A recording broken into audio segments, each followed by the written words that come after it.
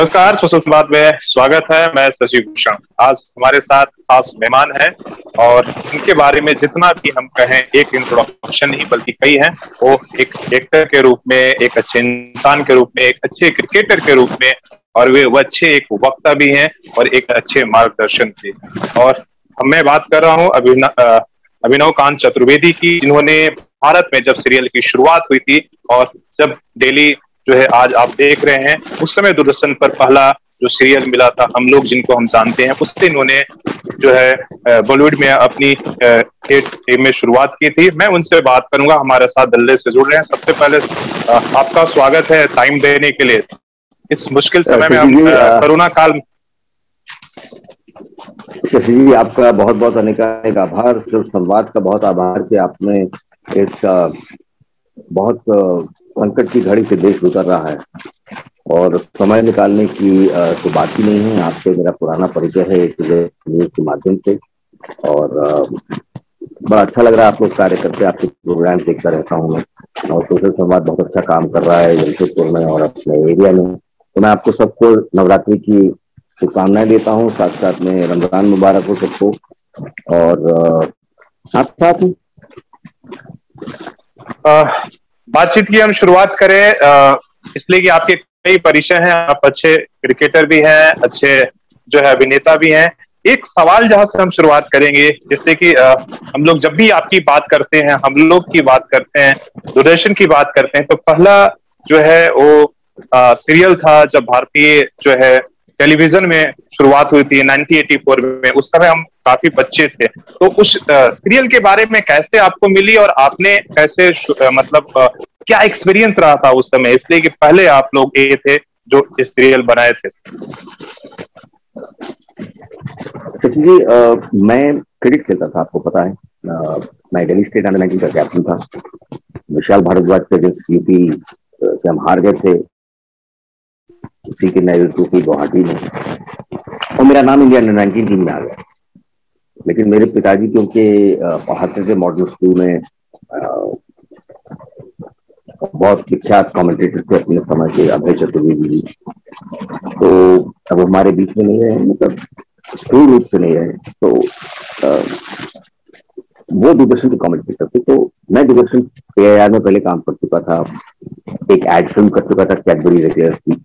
तो मनोज श्याम जोशी के बेटे अनुपम जोशी पढ़ते मॉडर्न स्कूल में, तो घर में शायद देख रहे होंगे कि ऐसा कोई कैरेक्टर लिखा जा रहा है। तो अनुपम ने अपने फादर से कहा, जोशी जी से, कि ऐसा चलता फिरता लड़का तो हमारे स्कूल में, वो गाता है, वो मिमिक्री करता है, वो उसकी हिंदी है अच्छी है, क्रिकेट खेलता है, तो ये सब वो नन्हे का कैरेक्टर था। तो सतीश गर्ग एग्जीक्यूटिव प्रोड्यूसर से हम लोग के दूरदर्शन में, उन्होंने मेरे फादर से कहा। अच्छा, उससे 2 साल पहले मैं रिजेक्ट हो चुका था ड्रामा ऑडिशन में, चिट्ठी है मेरे पास था। तो मैं अपने फादर से थोड़ा नाराज हो गया। मैंने कहा, जी आप मुझे क्यों बार बार तो फिर रिजेक्ट कर देंगे। तो मैंने वैसे भी कुछ ज्यादा प्ले वगैरह किए नहीं, मैं क्रिकेट खेल रहा हूँ। तो उन्होंने एक बात बोली कि भाई क्या होगा दादा, एक बार फिर रिजेक्ट हो जाओ, चले जाओ।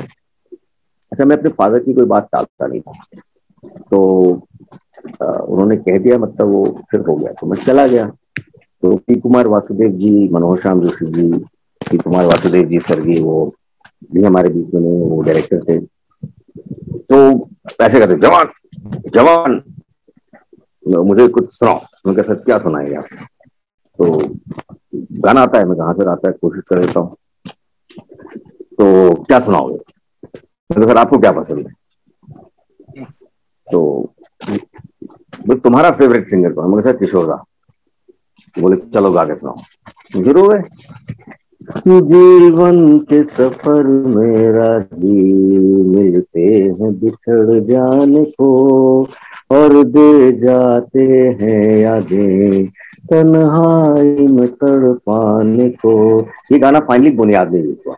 एनीवेज, तो उनका अच्छा कुछ मिमिक्री करके दिखाओ। उनका राजकुमार की मिमिक्री कर सकते हो? उन्होंने कहा बिल्कुल कर सकता हूँ। यानी संवाद तो हमने बहुत सुने हैं, लेकिन सोशल संवाद की बात कुछ और है। यहाँ कंटेंट भी है और वीडियो भी है, खुश रहो आबाद रहो, यहाँ रहो या इलाहाबाद रहो। तो इस तरह की जो चीजें थी वो एक मेरे अंदर मिमिक्री करना, किसी आदमी की नकल उतारना, ऑब्जर्वेशन स्किल्स के आधार पर बात करना। तो इस तरह से उन्होंने 4-5 एक्टर्स की ऑडिशन किया, मैं चला आया घर। और चिट्ठी आ गई time and space video communication की। पहला धारावाहिक था जो कि पब्लिक प्राइवेट पार्टनरशिप में था, Doordarshan and time and space video communication. हमारे चाचा जी से शर्त लग गई, तो उनके भी कोई औलाद नहीं थी, मेरे father can be only child in my family. मेरे कोई परिवार में कोई भाई बहन नहीं है, कजन बहुत सारे हैं, बहुत लार्ज फैमिली है। तो चाचा जी ने कहा कि उस समय ए ग्रेड आर्टिस्ट को करीब 250 रुपए मिलते थे, जिसमें राज बब्बर साहब शामिल थे, किरण जिनेजा जी शामिल थे, शेखर सुमन शामिल थे।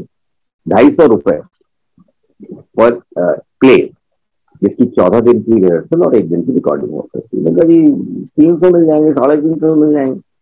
जब राज बब्बर साहब को इतने पैसे मिल रहे हैं तो हमें क्या मिलेगा? बोले चलो ठीक है, तुम्हारे 250 रुपए तो मैं कवर कर लेता हूँ, बाकी मुझे दे देना। तो उस जमाने में 1984 में मुझे कॉन्ट्रैक्ट लेटर मिला 500 रुपए पर एपिसोड। मैंने चाचा जी को पैसे दे दिए। मैंने कहा जी आप दे जाओ। तो मजे लेते थे कि देखो मेरी वजह से तुम्हारा हो गया, अब तुम मेरी चोरी कर रहे हो मेरे साथ। मैं कहने नहीं, सीधी सी बात है। खैर वो मजे करते थे, बहुत प्यार करते थे मुझे। तो बहुत अच्छा, हम इस तरह से हमें पता नहीं था कि इतना फेमस हो जाएगा। 12वें एपिसोड में राजेश पुरी साहब, लल्लू साहब एक इंटरव्यू देने जाते हैं, जहाँ IAS ऑफिसर की वो तैयारी कर रहे हैं। और वहां जो कॉमेडी उन्होंने की है और जो मनोहर श्याम जोशी जी का लेखन था, उसने उसको इतिहास बना दिया। इस तरह से शुरुआत हुई। और 12वें एपिसोड में हम लोग, याद है कि जब उसका ब्रॉडकास्ट शुरू हुआ तो हम लोग सीमा दीदी, सीमा भार्गव दीदी, मैं, लवलीन, दिव्या, हम सब पालिका बाजार चले गए घूमने के लिए।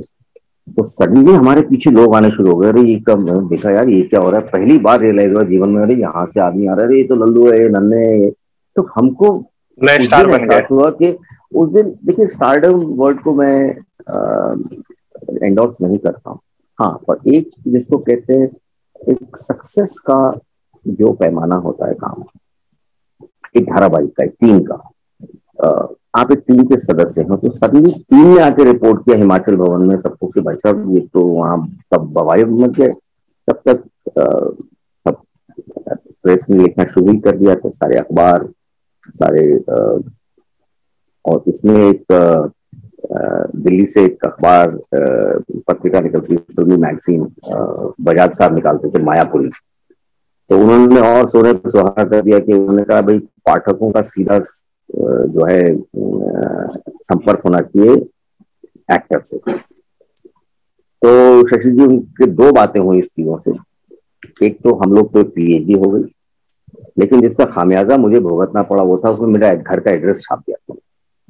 तो मेरे पास चिट्ठियां तो आती थी, फैन मेल्स आती थी, और सनमाइका पर मेरे पास रखी हुई है, सनमाइका पर फैन मेल आने लगी। और वो चिट्ठियां फिर डॉक्टर अरविंद सिंघल लेके गए अमेरिका।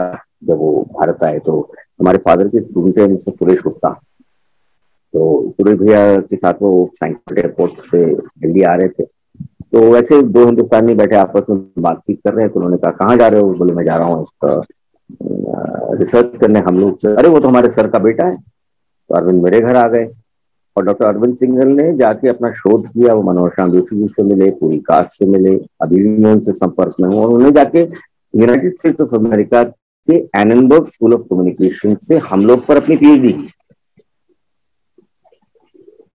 और उनकी किताब है entertainment education communication strategy for social change.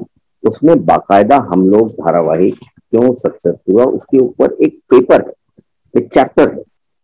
और मास कम्युनिकेशन के सारे सेंटर्स फॉर द US में वो पार्ट ऑफ सिलेबस है। टीवी बहुत ही मैं हम लोग के बाद फिल्मों के तरफ कैसा ही रहा, इसलिए कि आपको कई अच्छी फिल्में मिली, जिसमें जैसे आप राजकुमार जी का आप जो है मिमिक्री करते थे, उनके साथ भी आपने काम किया जो सौदागर रही। उसके बारे में जब उनके साथ आपको काम करने का मौका मिला और फिल्मों की जो उससे यात्रा पहले रही। शशि जी, मैं बताऊं आपको कि जब हम लोग खत्म हुआ तो हम लोग बहुत रोए। ये सीरियल खत्म हो गया है जैसे फैमिली यूनिट।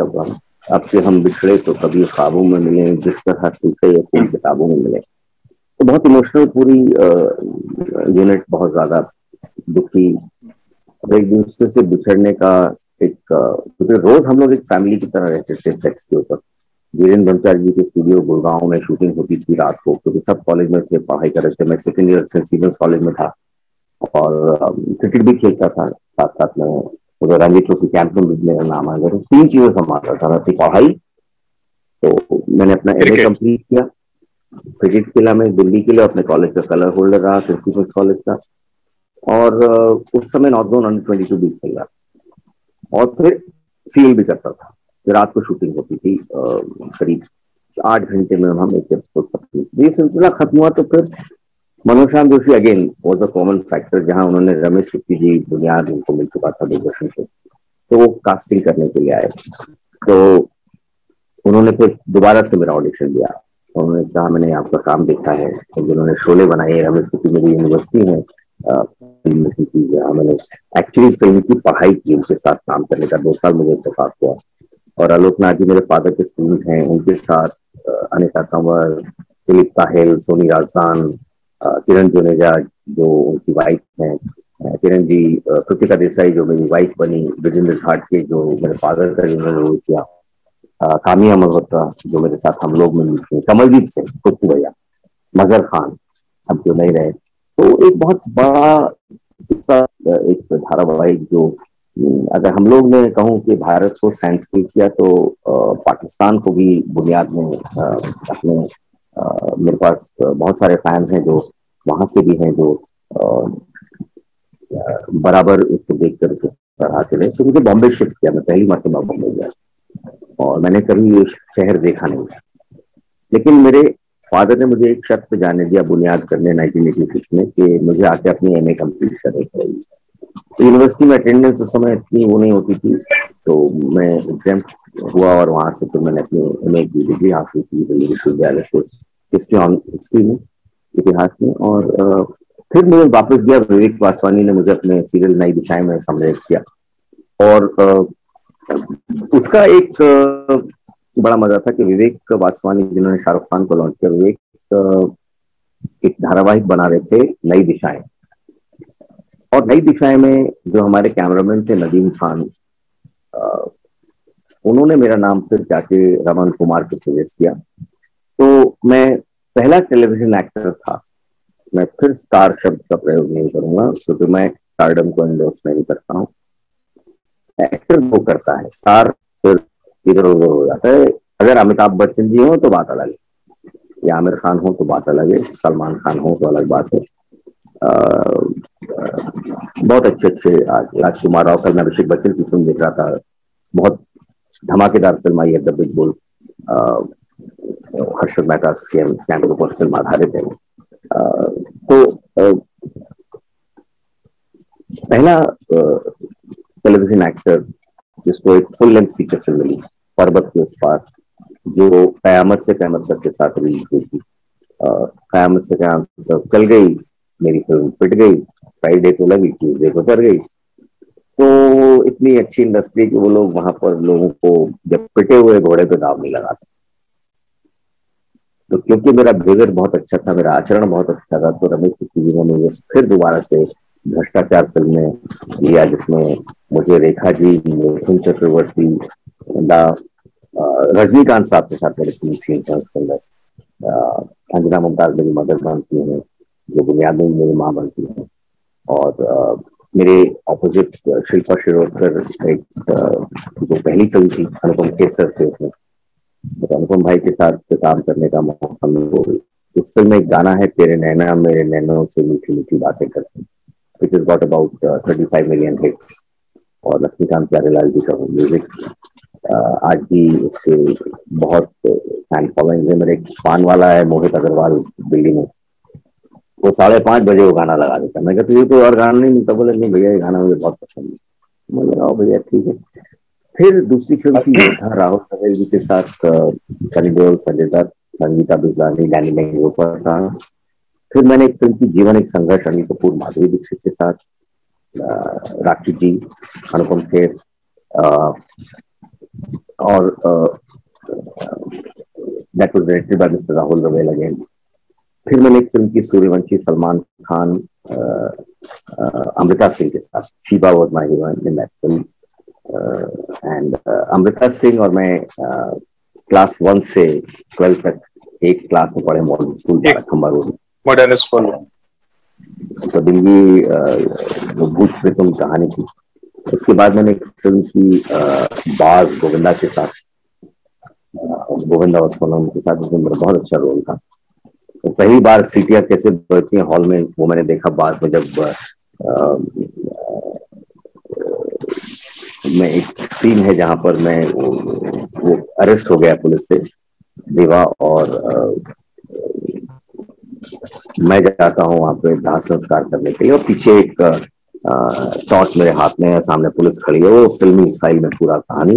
और गोविंदा पीछे से, पहाड़ी के पीछे से बैठ के माचिस लगाते हैं, सीधी जाके आग लग जाती है, और सीटियां बजानी शुरू करती पब्लिक ने, ये तो जेल से भागा हुआ आदमी कैसे वो अपनी माँ का दाह संस्कार कर रहा है, वो फिल्मी कहानी होती है। और फिर मेरा फाइट सीक्वेंस भी था।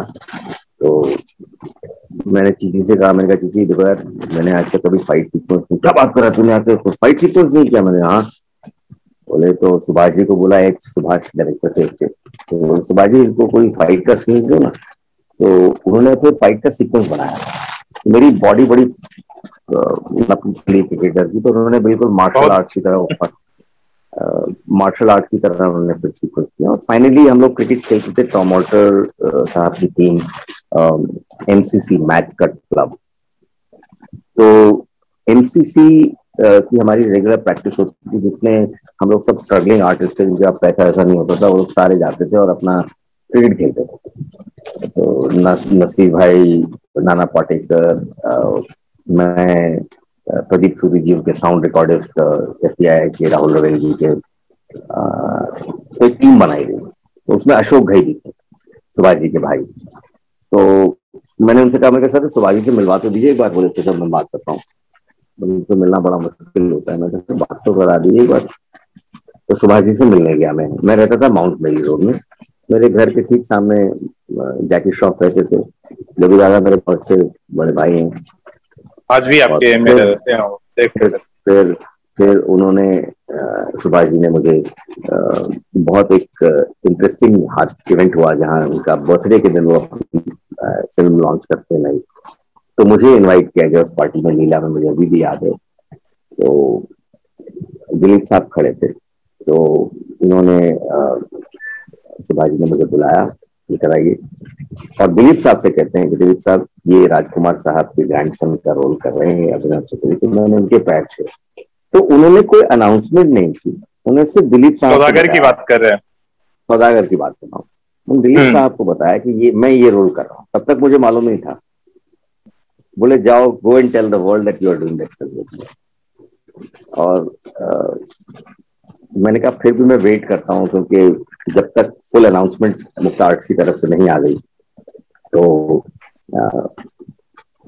इस तरह से फिल्मी सफर रहा। इन लोगों के बड़े बड़े हस्तियों के साथ काम करने का मौका मिला, बहुत कुछ उस वही बात नहीं कर रहा हूँ, उस समय के जितने भी तमाम बड़े हस्तियां थे, डायरेक्टर, एक्टर, सबके साथ आपका बेहतर तालमेल था, बेहतर काम कर रहे थे। ऐसा क्या हुआ कि आपने सब कुछ छोड़कर आपने दिल्ली वापस आ गया, फिल्म ही छोड़ दिया? सौदागर जबकि बड़ी हिट रही है वो आपकी लास्ट फिल्म है, उसके बाद आप क्यों नहीं जो है फिल्मों की तरफ से क्यों मोड़ दिया? बहुत अच्छा प्रश्न है शशि जी। देखिए ऐसा है कि मेरे फादर को कैंसर हो गया था, पैंक्रियाटिक कैंसर, और मैं सूर्यवंशी के टाइम से लेकर सौदागर के टाइम में दोनों काम करता था। मतलब मैं एवरी सेकेंड वीक दिल्ली होता था, और हम लोग पीजी रहते थे वहां पर।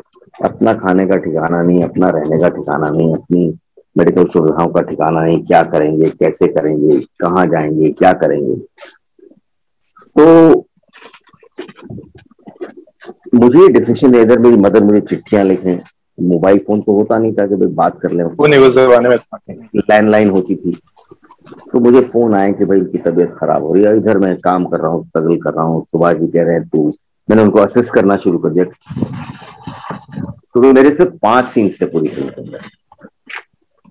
तो मैंने सुभाष जी से रिक्वेस्ट किया, मैं कहा सर मैं आपको असिस्ट कर दूं, वो तो करेगा? मैंने कहा हाँ सर, मैं तो पागल हो जाऊंगा, नहीं तो यहाँ 2 साल के अंदर अगर मैं 5 ही सीन करने हैं। तो बोले चल ठीक है। और मैंने कहा रहना आपके साथ ही यूनिट के साथ, तो मैं आपको असिस्ट करता हूँ। तो मैं उनकी टीम में शामिल हो गया।